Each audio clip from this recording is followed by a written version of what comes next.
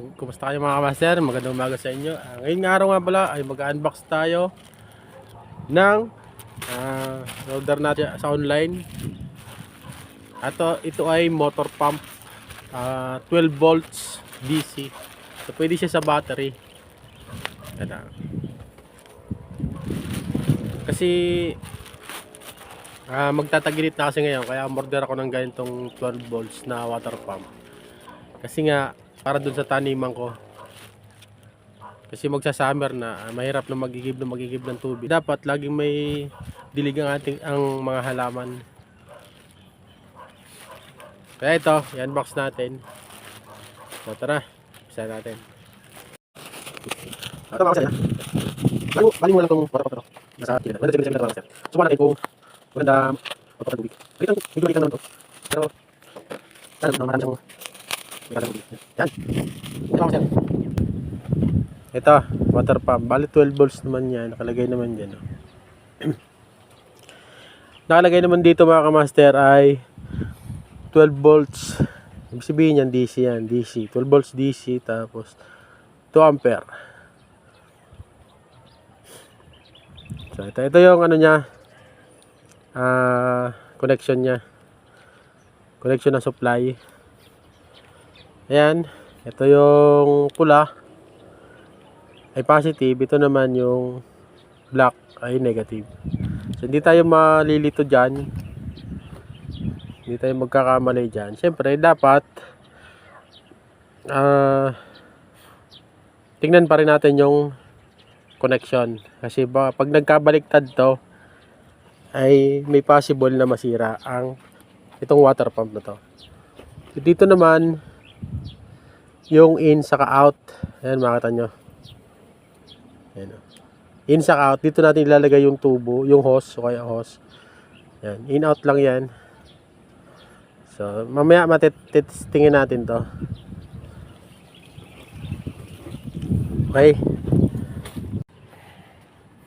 So, ayun mga master, papakita ko sa inyo kung saan ko gagamitin yung 12 volts na motor na yan. So, andito ako ngayon sa taniman ko.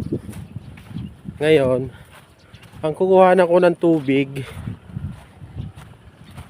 ay dito sa parte na to. Yan. Dito. Kasi medyo malayo yung ayun. Ayun yung pag supply ako ng tubig. May drum down. Tapos dito ako kukuha ng tubig. Dito. Medyo malayo-layo ang distansya. Kasi napakahirap mag-igib ng tubig. Ang dami ko kasing dinidilig. Ito yung taniman nga pala namin. Yan. Yan mga master yung mga tanim namin. So kailangan yan pag tag-init, madidiligan para lumaki lalo yung mga tanim. Para marami tayong gulay na makukuha. So ito yung drum.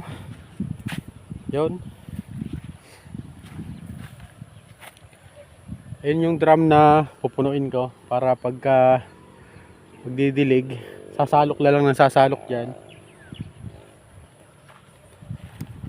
So medyo malalaki na kasi yung tanim, kaya kailangan ng madiligan. Alam mo naman, ngayong medyo magsa-summer na, ang tanim ay kailangan ng madidiligan lagi kasi napakainit ng panahon. Ayun mga master, testingin ko na lang yon. At kasi wala pa akong hose. Problema ko pa yung hose. Bibili pa ng hose pala.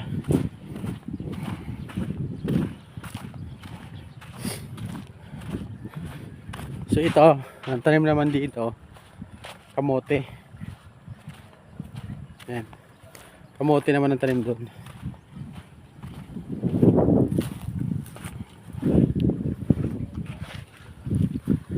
So ayan, okay na nakita natin yung maglalagyan natin ng yung layo ng layo ng hose na gagamitin natin, saka yung dun yung pump.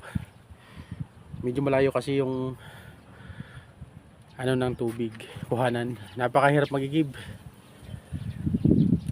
So yan, hanggang dito na lang. So update ko kayo next video.